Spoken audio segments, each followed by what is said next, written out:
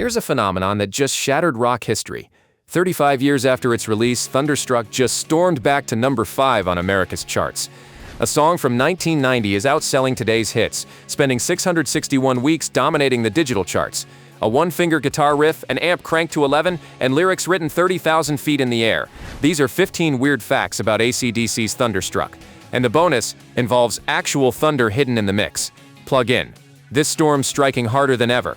Number 1. The most recognizable guitar riff in rock history was played with just one finger. While most legendary riffs require complex fingering, Angus Young created Thunderstruck's iconic opening using only his index finger on the fretboard.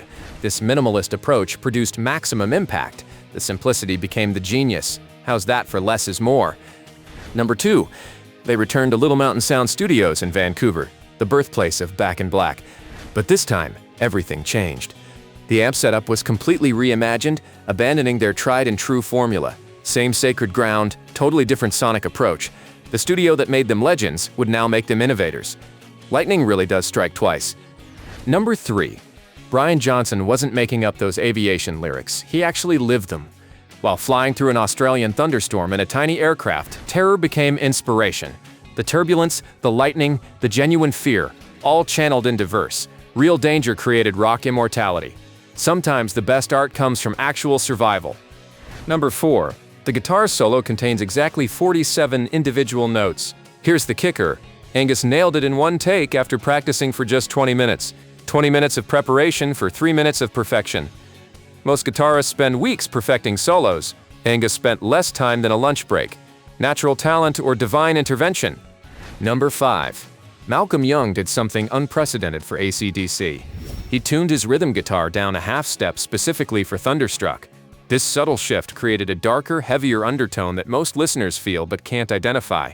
The thunderous bottom end you hear? That's Malcolm breaking his own rules. Revolutionary rebellion from the rhythm master. Number 6. Count them if you dare.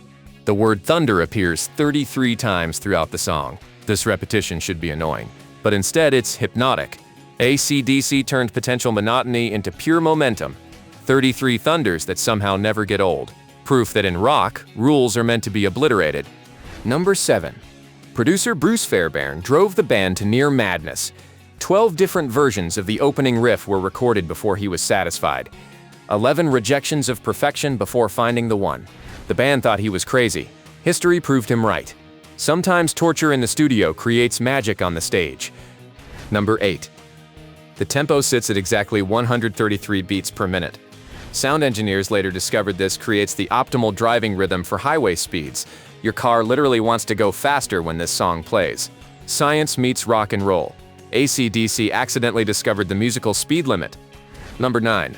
Phil Rudd's drums weren't recorded in a booth. They positioned his entire kit inside a concrete echo chamber with microphones 15 feet away. This unorthodox setup created that massive, thunderous sound. The drums you hear aren't just drums, they're architectural acoustics. Who needs effects when you have concrete? Number 10. The iconic na-na-na vocal section? Completely unplanned. Brian Johnson improvised it during take 3, and it wasn't in any arrangement. One spontaneous moment became the part everyone sings along to. Sometimes the best hooks happen when nobody's trying. Accidental genius strikes again. Hey, pretty wild so far, right? If you're enjoying this deep dive into rock history that's still making headlines today, go ahead and hit that subscribe button so you don't miss what's coming next.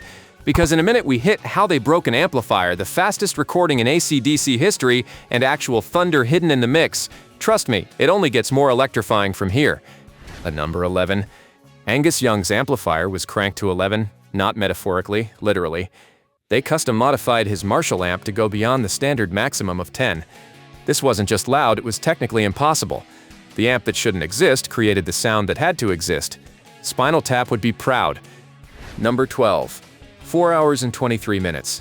That's all it took to record every instrument for Thunderstruck. For perspective, most rock songs take days or weeks. This makes it one of AC/DC's fastest studio recordings ever. When lightning strikes, you don't wait around. Efficiency at the speed of sound. Number 13. Cliff Williams destroyed 3 bass guitars during recording. The intense low-end requirements kept snapping strings like twigs. 3 casualties for one song. The bass line demanded more than instruments could handle. Sometimes rock and roll requires actual sacrifice. Even the guitars couldn't survive the thunder. Number 14. Listen closely and you'll never unhear it. The final mix contains actual thunder recordings from a Melbourne storm. These real thunder sounds are subtly layered throughout, adding authentic atmospheric power. Nature and rock united in the mixing board. The song named Thunderstruck literally contains thunder. How's that for truth in advertising? Number 15. Thunderstruck marked history as the first AC/DC song to be digitally mastered. After decades of analog purism, they embraced the digital revolution. This transition would define their sound for the next decade.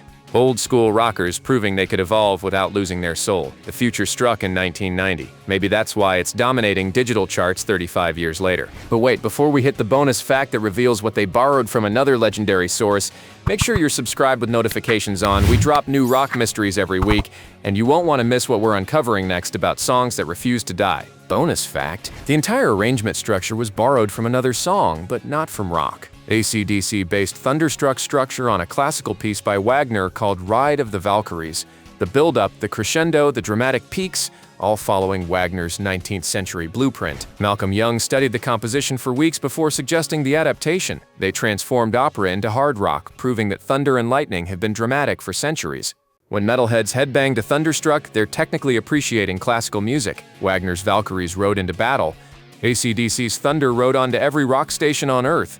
And now, 35 years later, it's riding back up the charts, proving some storms never end. If Thunderstruck has ever made you drive a little faster, air guitar a little harder, or simply feel more alive, drop a lightning bolt emoji in the comments and subscribe for more untold stories from rock history. Tell us which fact shocked you most, or if you're one of the millions still streaming it today. Thanks for watching, and remember, real thunder doesn't fade. It just waits 35 years to strike the charts again.